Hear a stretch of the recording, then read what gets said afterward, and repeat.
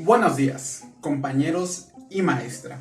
Me quiero presentar, mi nombre es Diego Tomás López Mata y el día de hoy quiero hablar acerca de la violencia que los videojuegos llegan a generar en jóvenes de hoy en día. Quiero enfatizarme un poco más en relaciones más allá o en motivos más allá que solo sea los contenidos que vemos en estos videojuegos. Sé que más allá de eso hay un mundo de posibilidades los cuales puedan generar estos comportamientos agresivos. En este punto nos preguntamos si de verdad el mundo de los videojuegos afecta el comportamiento psicológico de las personas que juegan a estos. La verdad es que quiero comenzar por decir que desde que tengo pensamiento, uso de razón, soy bastante fan del mundo de los videojuegos. Esa sensación de entrar a otra realidad en la que tú desees, desde un valiente guerrero que salva un reino hasta un jugador de fútbol profesional que gana título tras título, es un mundo completamente aparte del nuestro. Grandes emociones a la hora de adentrarnos.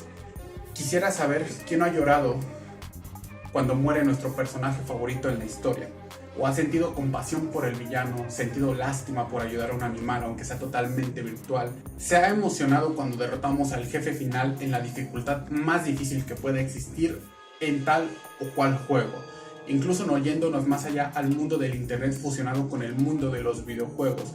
¿Quién no ha hecho grandes amistades de otros países o regiones del mundo a través del juego en línea? Es un mundo aparte que nos conecta y que nos llena, que nos apasiona, y con todo esto de verdad dudo en lo absoluto que los juegos lleguen a tener un efecto negativo dentro de la comunidad de los videojugadores. Claro que no todos tenemos la misma capacidad de pensamiento y no todos llegamos a diferenciar entre la ficción y la realidad, pero este acaso tiene que ser una justificación para culpar a un videojuego deslindando la responsabilidad de la propia persona que cometió la falta, la violencia o incluso en casos extremos el homicidio. Claro que estoy consciente de que existen asesinatos, secuestros y robos basados en videojuegos que fueron llevados a la vida real por gente que no tiene una clara madurez mental. Pero este no es el único medio en el cual asesinos, secuestradores, ladrones de bancos o viviendas se han basado. Se han sabido también de casos que fueron basados en libros, películas, series y cómics. ¿Y acaso esto ha sido un escándalo? ¿Qué va?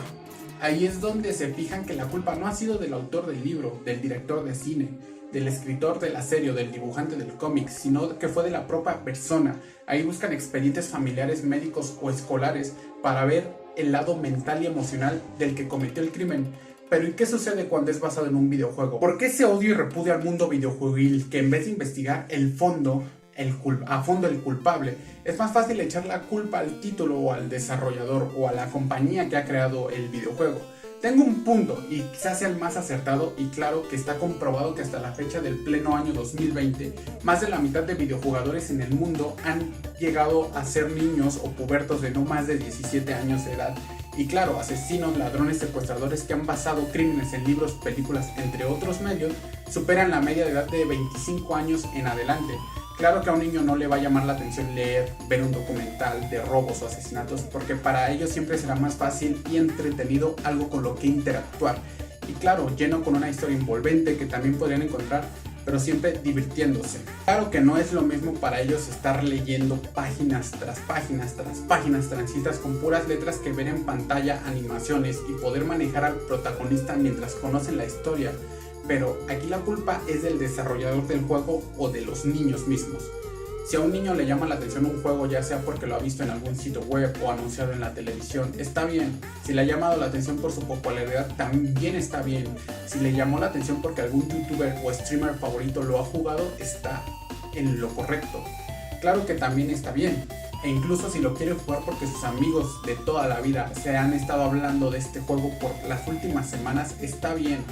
Sin embargo, el niño no sabe diferenciar la ficción de la realidad, y ahí es donde entra el problema. Y la verdad es totalmente injusto culpar a cientos de desarrolladoras que han tenido que pagar sumas de dinero exageradas, demandas hechas por padres ya que sus hijos cometieron crímenes o suicidios por el título. Para mí no es justo, la verdad. Claro que el juego o la industria o incluso el desarrollador no obligó al infante a adquirir el título y jugarlo a su vez.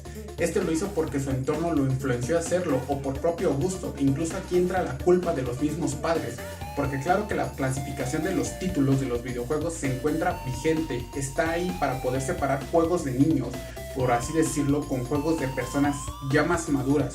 tales como en series, películas o incluso en algunos libros encontramos una clasificación de edades. Entonces es imposible pensar que un niño pueda adquirir un título para mayores de 18 años sin ayuda de un padre o de algún tutor que esté a cargo de él. Claro que no defiendo completamente a los videojuegos sobre su contenido, ya que algunos han sobrepasado la línea de lo moralmente correcto a lo descarado en cuestión a la línea de lo aceptable. Sin embargo, creo que más allá del poder echar culpa a terceros que primordialmente no obligan a nada ni a nadie a adquirir o jugar sus títulos, esta responsabilidad es de los tutores y la falta de conciencia de los infantes. Repito que quizá yo fui criado de manera diferente, sin embargo la vigilancia de mis padres hacia lo que jugaba, veía o hacía siempre estuvo ahí. Y a la fecha eso me enseñó a distinguir entre la realidad de la ficción y es algo que muchos no logran formar. Sin alguien que pueda guiarlos, no podrían formar ese criterio de lo que se ve en televisión, cine o en el mundo de los videojuegos. Y hay muchas veces que estas cosas son totalmente falsas y no pueden replicarse en la vida real, pero hay gente que no sabe diferenciarlo.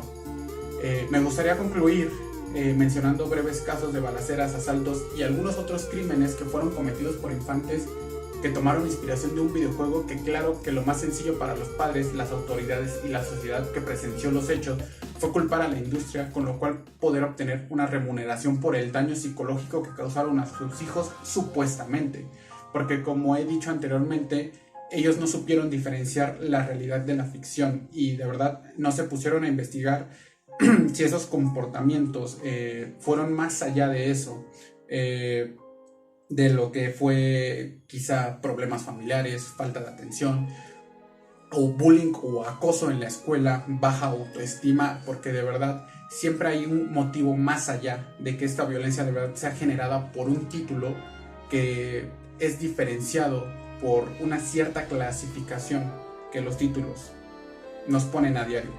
Sin embargo, creo que es más fácil deslindarnos de culpas y de responsabilidades antes que aceptar nuestros errores, y es más fácil quedarse en su propia comodidad y en la ignorancia de pensar que un título puede cambiar el comportamiento de la noche a la mañana.